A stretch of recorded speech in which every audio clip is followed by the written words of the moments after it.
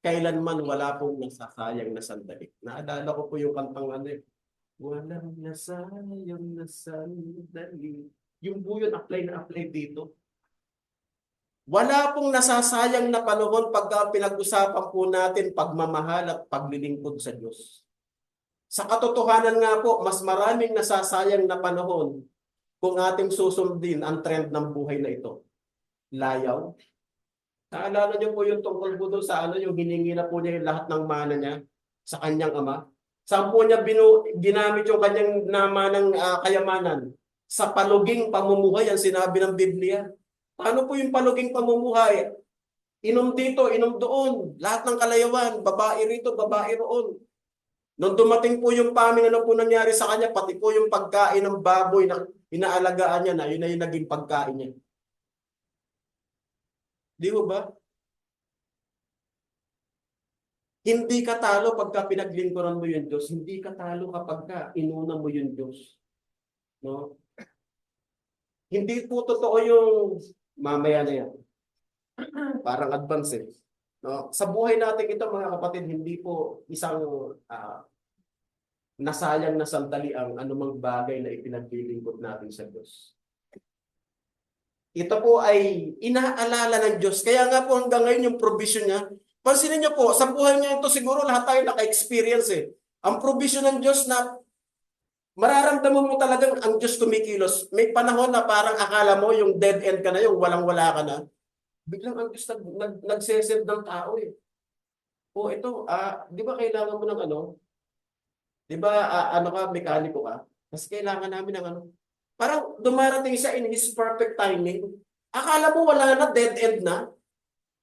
Mararamdaman mo ang Diyos kumikilos talaga sa buhay mo eh. Basta maging tapat ka lang. Minsan nga nagkikwento kami ng misis ko, paano tayo nakasurvive nung dati nung panahon nagbabouncer pa ako? Ang sa isang buwan, minsan 2 o 3 lang. Iniisip namin na parang kinakalculate namin yun eh. Ay, kita mo yung provision ng Diyos. Nakapagpaaral pa tayo, may nakapagtapos tayo ng may IT, may teacher. Pero ang trabaho mo naman, hindi naman dire-diretso. Di ba? Ibig sabihin, ang Diyos hindi nagpapabaya basta maging tapat ka lang sa Kanya. As long as tapat ka, naalala ko po yung sinabi ng professor namin na doktor, sabi niya ang tapat daw po kahit pagbalik-balik pa rin, tapat pa rin. Kasi ang dulo-dulo letter P. Ganun po. Ang hinahanap po ng Diyos talaga, maging tapat tayo sa Kanya. Tuloy po natin mga kapatid. Kasi in the end po mga kapatid sa buhay natin ito po eh. Whether we like it or not, in 12:7 po, bata, tatanda tayo.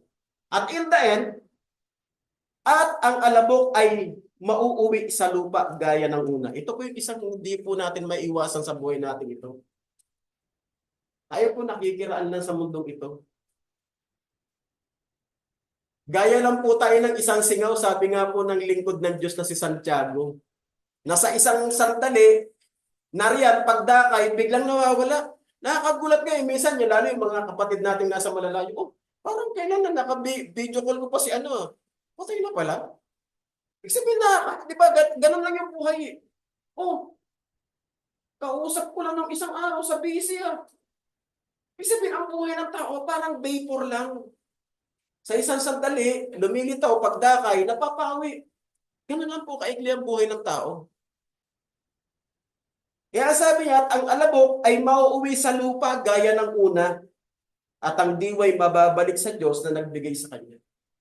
Kasi in the end, whether we like it or not, paano din tayo sa mundo ito?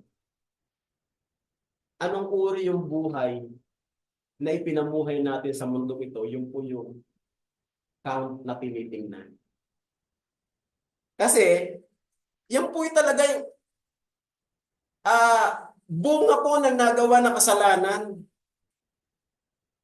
ng unang lalaki at ng unang babae, gaya po ng binabanggit sa Genesis. Ito na po nung sinumpa na, yung curse. Ang sabi po niya sa lalaki, sa pawis ng iyong mukha, kakain ka ng tinapay. Alam niyo sa Genesis, hindi naman po ganito eh. Sa Genesis po, yung lupa, kusang nagbibigay ng pagkain yung lupa. Hindi mo kailangan bungkalin, hindi mo kailangan araruhin. Nagbibigay ng kusa yung lupa, mataba yung lupa, fertile yung lupa. Hindi mo kailangan mag-alaga ng mga hayop. Kusa po nagde-develop yung mga hayop. Dumadami. Dahil po sa kasalanan, ito yung naging resulta. This is the result of the sin. Sa pawis ng iyong mukha, kakain ka. Ano pa ang sabi? Hanggang sa ikaw ay mauwi sa lupa, sapagkat diyan ka kinuha, sapagkat ikaw ay alabok at sa alabok ka uuwi. Kaya sabi ng kanta, nagmula sa lupa, magbabalik na kusa. Totoo yun eh. Hindi mo ano yun eh. Kaya ang pamagat ng ating paksa, mula sa sinapupunan hanggang sa libingan. From the womb to the tomb. Kaya po yung mga buhay, sabi po ng Haring si Solomon, sapagkat nalalaman ng mga buhay na sila'y mga mamatay. Alam natin yun eh. Kaya naalala ko po yung kwento, lapat na lapat eh. Meron daw hong nakipaglamay. Malayong kamag-anak, galing pa ng probinsya. At nung tinignan niya yung kanyang kamag-anak, yung pinsang puo niya, may nakalagay na doon sa kabaong may nakalagay na letra. Ang sabi, ako ngayon, bukas, ikaw naman. Nabasa, nagulat siya eh. Teka. Hindi. Kaya na ako nag-Maynila para gumanda buhay ko eh. Ako ngayon, bukas, ikaw naman. Diba? Totoo yun eh. Alam mo ng mga buhay, na isang panahon, tayo po mahihiga din dyan. Whether we like it or not. Sapagkat nalalaman ng mga buhay na sila'y mga mamatay, ngunit hindi nalalaman ng mga patay ang anumang bagay, ni mayroon pa man silang kagantihan sapagkat ang alaala sa kanila ay nakalimutan. Kaya alam nyo, isang napakaganda pag pumupunta kayo ng Lamay. Siguro naman dito lahat tayo nakapunta ng Lamay no? Ito yung isang napakagandang mensahe pagka pumupunta tayo sa Lamay. Sa Ecclesiastes chapter 7 verse 2, maigi ang pasabahay ng tangisan. Kasi may lamay doon. Alam nyo, tao tayo eh. Kahit na sabihin mong pusong bato ka, pagka namatayan ka, lalo na mahal mo sa buhay, iiyak at iiyak ka. Bibigay ka kahit napaka-brusko mo, kahit napaka-macho mo. Pagka mahal mo sa buhay ang pumanaw, pusang lalaglag ang luha mo. Kaya sabi niya, maigi ang pasabahay ng tangisan kaysa bahay ng pistahan. Bakit daw po? Sapagkat siyang wakas ng lahat ng mga tao. Yun daw po yung pinaka-end natin. Ang alin? Ang kamatayan. Ang mensahe nun, mga kapatid, darating ang isang panahon, magiging isang kwento na lang tayo. Tama po ba? Tama po ba? At ang sabi nito, at ilalagak ng mga buhay sa kanyang puso. Dapat nakalagak yan. One of these days to come, darating din ako sa kalalagayan. Kaya ang kamatayan dapat po, hindi katakutan, kundi dapat paghandaan. No?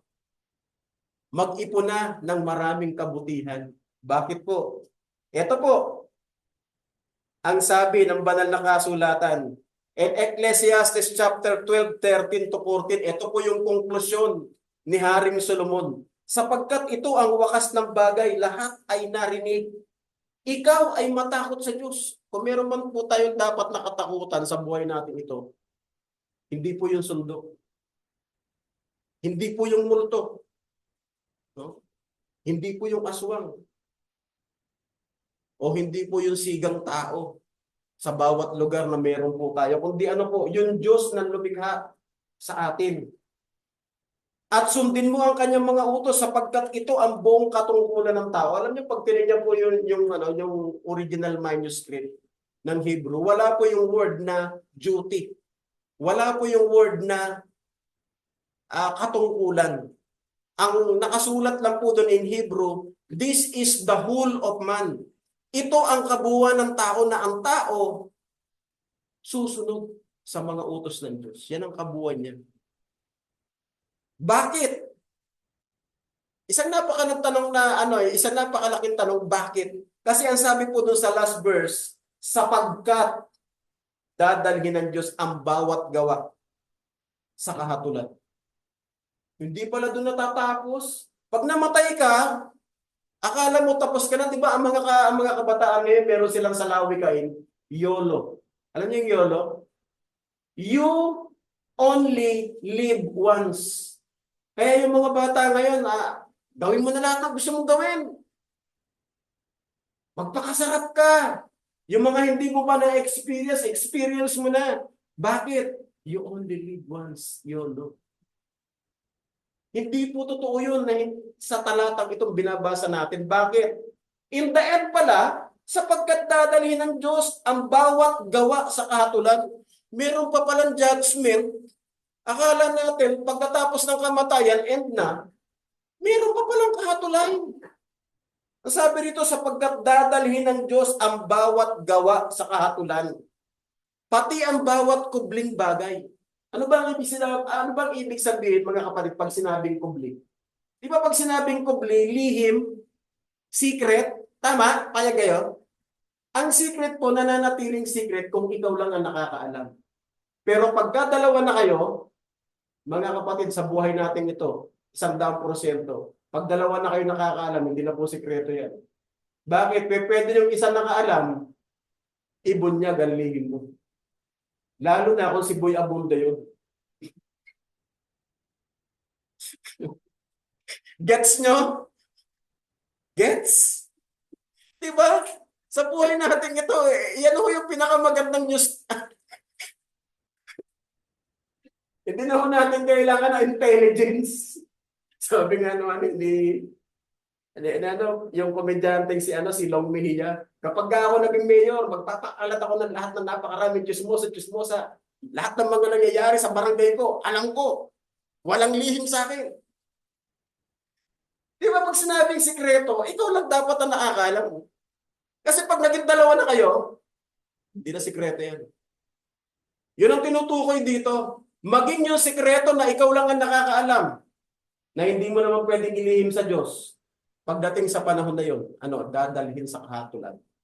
Maging ito'y mabuti o maging ito'y masama. So hindi pala natatapos, kapatid, yung from the womb to the tomb. Bakit? Meron pa palang lahat ng ginawa natin dito sa ibabaw ng lupa, dadalhin pala sa kahatulan. Anong katunayan yan? In Hebrew 9:27, ito po.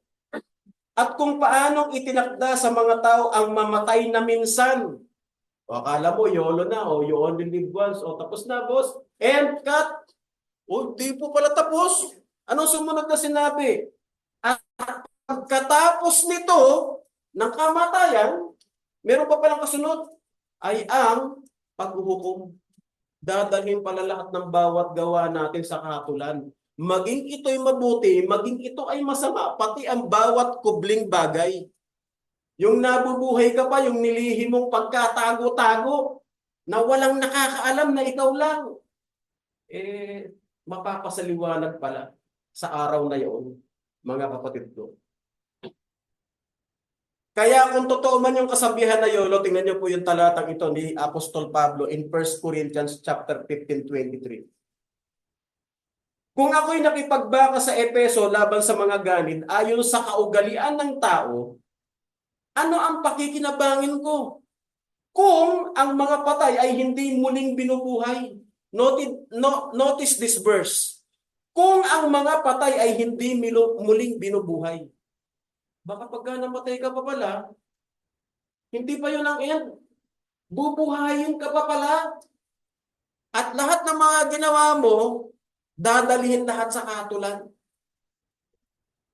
Sabi ni Apostol Pablo, kung ang mga patay ay hindi muling binubuhay, ganun ang gawin natin, magsikain, magsiinom, tayo, yaman bukas tayo yung mga mamatay.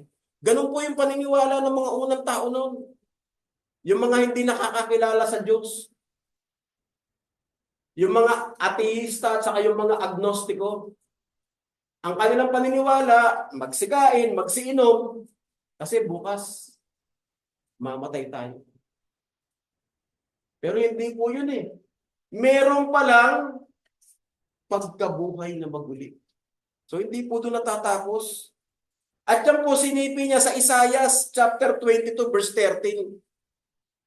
Panahon pa pala ng Old Testament, meron na ganyang paniniwala. Narito, kagalakan at kasayahan. Pagpatay ng mga baka, pagpatay ng mga tupa, pagkain ng karne at pag-inom ng alak. Yan yung YOLO. You only live once. Tayo magsikain at magsiinom. Magpakasaya na tayo sa buhay natin ito. Sapagkat bukas tayo yung mga mamatay. Ganyan po yung paniniwala ng mga agnostiko, ng mga ateista, yung mga taong walang Diyos. Mga kapatid, naniniwala silang there is no life after death. Wala nang buhay pagkatapos ng kamatayan. Boundary na. Pero mali. Bakit? Sabi po ni Apostol Pablo sa kanyang pangangaral sa ikalawang sulat niya sa mga taga-Korinto, Kapitulo 5, versikulo 10, sapagkat tayong lahat, yung salitang lahat, wala pong exemption. Tama ho ba? Sapagkat tayong lahat ay kinakailangang mahayag sa harapan ng hukuman ni Kristo. So may hukuman pala si Kristo. Tayong lahat kinakailangang mahayag sa harapan ng hukuman ni Kristo upang tumanggap ng bawat isa ng mga bagay na ginawa sa pamamagitan ng katawan ayon sa ginawa niya, maging mabuti o maging masama. So lapat po sa sinasabi doon sa Ecclesiastes chapter 12 verse 13. Pagkatapos nito, dadalhin ng Diyos ang bawat gawa.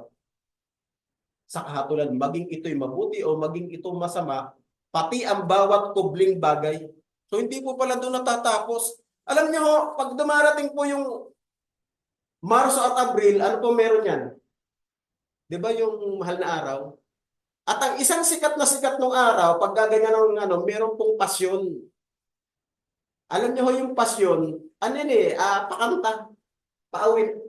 Ang sikat na pasyon po ay yung Pasyon Genesis na gawa po ni Mariano Pilapil. Meron po yung creation hanggang doon sa pagkakatawang tao ng Panginoong Jesucristo. At meron pa hong isang pasyon na ang pangalan po ay Pasyong Candaba, na gawa naman po ni Aniceto de la Merced. At yan po yung madalas na ginagamit sa pagpapasyon. Meron po yan nakasalitang A-R-A-L o aral. Na ang ibig sabihin pag kinanta, ganito, pakinggan niyo po Ang unang letra ay Asunsyon. Yan po yung letter A. Ere naman ay resurrection. Yan po yung R. Kasi ninyo po yung salita, ere naman ay resurrection. So, ibig sabihin, meron pong pagkabuhay na mag-uli. Hindi po natatapos ang buhay sa kamatayan. Dahil meron pa palang resurrection. May pagkabuhay na mag-uli. Maging po yung pasyon, tinuturo yan. At ang katunayan, yan po yung ipinangangaral po ni Apostol Pablo at pinagsasanggalan niya sa kanya ng bawat lugar na pinupuntahan. Sa unang Korinto, chapter 15-14, patuloy. At kung si Kristo ay hindi muling binubuhay o binuhay, ay walang kabuluhan ng aming pangangaral. Bakit pa kami nangangaral? Walang kabuluhan nyo kung hindi naman pala siya muling binuhay. Walang kabuluhan yung pangangaral namin. At wala rin namang kabuluhan ang inyong pananampalataya. Kung ganun, kung si Kristo hindi muling binuhay. Kaya sabi niya rito sa sumunod, oo, at kami ay nasusumpong ang mga saksing bulaan. Kasi ang gina-justify nila, mayroong pagkabuhay na maguli. May resurrection. Kaya sabi niya, masusumpong nga kami mga saksing bulaan. At ano pa sabi niya, in 15:3, eto na po, sapagkat ibinibigay ko sa inyo unang-una sa lahat ay akin naman tinanggap na si Kristo'y namatay dahil sa mga kasalanan ayon sa kasulatan. At siya'y inilibing at siya'y muling binuhay ng ikatlong araw ayon sa kasulatan. At siya'y napakita kay Cephas, so may witness na nabuhay siya na maguli si Cephas. at saka sa 12. At pagkatapos napakita sa mahigit sa 500 kapatid na paminsan. So pansinin niyo po yun, ang dami. Si Peter, may 12, may 500. Sa Biblia po kasi kung bakit ko po binanggit yan, ito na po yung last verse na aking babasahin. Ikalawang Korinto chapter 13:1. Ito ang ikatlo na ako'y paririyan sa iyo. Sa bibig ng 2 saksi o 3, papagtibayin ang bawat salita. Ay yun nakakita po sa Panginoon, hindi lang po isa. Si Pedro, mayroong pang 12 apostol. Mayroong pang 500 magkakapatid. Matibay ho ba? Kasi sasabi ng Biblia, kung meron ka daw 2 o 3 saksi, napagtitibay ang lahat ng mga bagay. Iyan daming saksi na ang Panginoon, maraming nakakita sa Kanya, na siya'y namatay, pinako sa krus, at muling nabuhay. O di napakatibay na meron talagang resurrection. Anong ibig ko po sabihin sa pag-aaral na ito, mga kapatid? Hindi na mo natin maitatama ang buhay natin pagkatapos ng kamatayan. Pero maitatama natin ang buhay natin para sa pagkabuhay na maguli sa panahong tayo yung buhay pa natin dito. Bakit? Meron po tayong free will of choice. May karapatan kang mamili. Kung paglilingkuran mo o kikilalanin mo yung Panginoon sa buhay na ito, na ang Panginoon naman, napakatapat, hindi po siya liko para limutin yung mga gawa natin. Na kung ikaw ay mamamatay dahil nagtapat ka sa Kanya, tagumpay ka. Ang magtitiis hanggang sa wakas ay siyang maliligtas.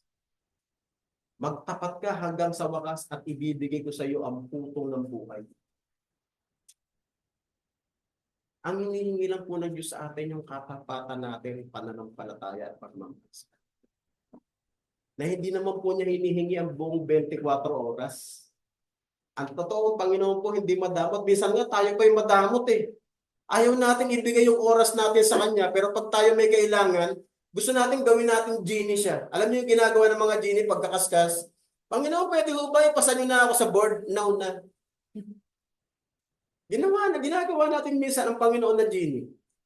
Pero pag tayo naman po, yung kailangan yung oras natin, hindi natin maibigay-bigay sa Kanya. Pero tayo, gusto natin i-commit ng Panginoong Diyos yung Kanya, yung hinihiling natin sa Kanya, i-commit niya. Panginoon, please, gusto ko na magkatrabaho. Panginoon, please, sana makapasa ako sa board. Brother, pwede naman isama mo ko sa prayer para mas malakas daw yung prayer pagka marami. Diba? Ganyan ang paniniwala. O ngayon naman, gusto mo yan, makuha ka agad. Ba't pag yung Panginoon naman ang humihingi sa'yo, oras mo lang. Pagmamahal mo, attention mo, hindi mo maibigay. Parang unfair. Kaya yun po yung iiwanan ko pong tanong sa atin sa buhay na ito. Dahil meron po tayong free will of choice, it up to us, to each one of us. Kung tayo ikilalanin po natin yung Diyos sa buhay na ito, whether tayo po teenager o tayo po nasa kalagayang matanda o mature, it's up to us, mga kapatid. Bakit? Dahil meron pong buhay pagkatapos ng kamatayan. At dahil po, bawat isa sa atin, hindi po exempted, lahat tayo tatayo sa hukuman ni Kristo sa araw na yun. Muli, isang magandang umaga po sa atin.